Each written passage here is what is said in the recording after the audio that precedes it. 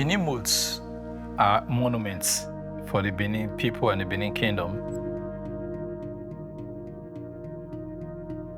Wherever you find the moats, there was a strong principality that needed to protect itself.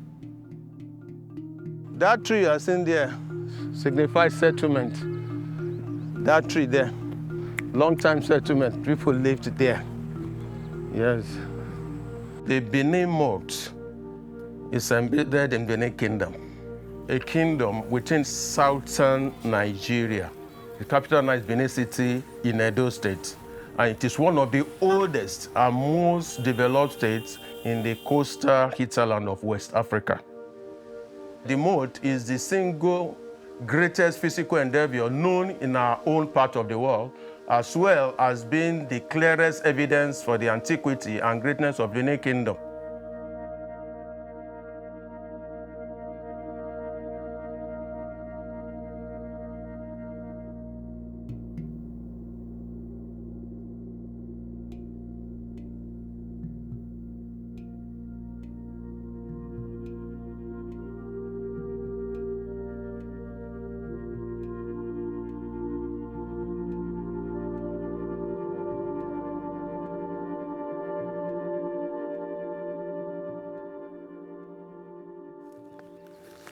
Please be careful here. The Benin moat consisted of a combination of ramparts and ditches. The rampart is the wall. Then the ditch we refer to as a moat. That is the moat, and the rampart is still here, still high up. It covered the border distance of 16,000 kilometers. The moats in Benin Kingdom was designated for two purposes. One, defensive, security. Then on the other hand, it was political. The first moat, the outer moat, was dug in about 1280 AD by Oba Oguola.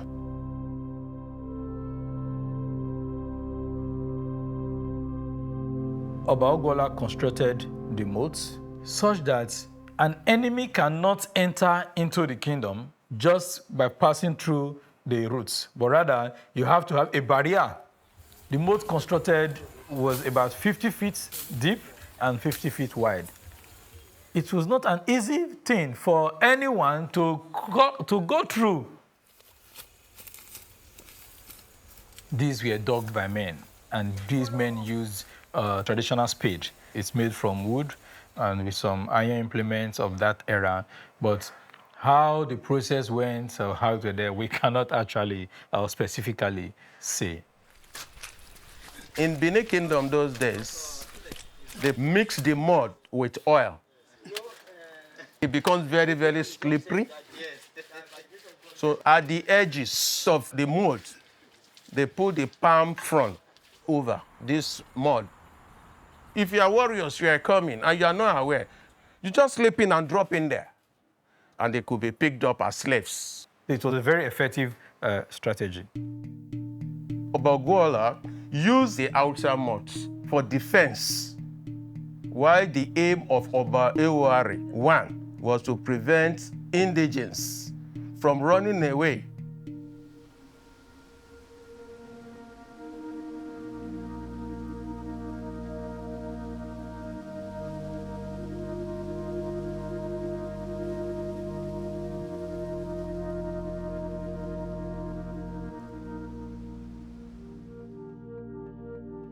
He had introduced a draconian law, but one of the reasons why the Benin people referred to him as the greatest of all kings before and after him was that he actually reorganized the city in such a way that it is linear, unlike many ancient cities.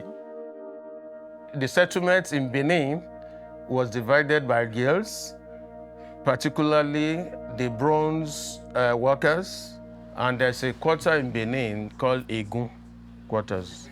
That's what they do, and they still do it to date. We have other quarters, and they are involved in sculpture. Others are into builds, royal builds.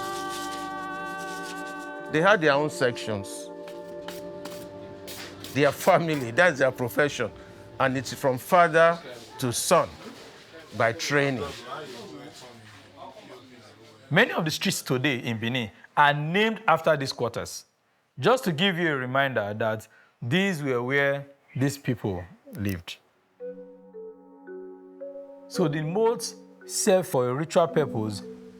When festivals are held, ritual items are dumped in the moats as a way of putting together all the evil spells and evil omen in the community, cast them away inside the moat. There have been digs from the 50s and the 70s that shows that there was a material culture here.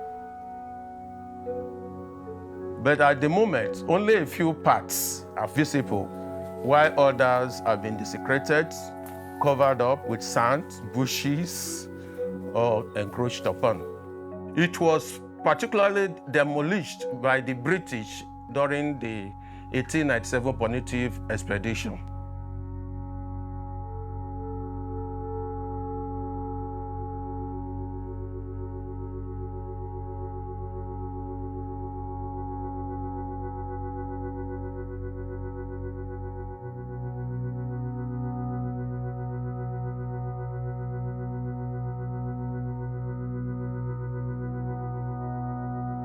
It was discovered by the British that we had artifacts, bronze, made, and some of these are all over the world in the museums. A lot of these things were destroyed. And over the years, in the aftermath of the abandonment and, permit me to use the word in quotes, abuse of these molds, a dig would definitely find a whole lot of things. Unfortunately, there's been a gap. The new generation does not seem to understand why they are here. Some just see them as natural. They didn't know that they were actually constructed. The drainages in Benin are not very effective. So some people are already using the moats as drainages, and that will be washed away very soon. There's a need for archaeological education. Most times you see archaeology, people don't know anything. They don't know what you are talking about. Then how do you conserve your monuments? How do you conserve the artifacts? Edo State is bringing out a policy on heritage and preservation of cultural materials. So hopefully that will help in preserving these moats further. Because Benin won't have been Benin without the moat. The kingdom was yesterday, the kingdom is today, and the kingdom will still remain tomorrow.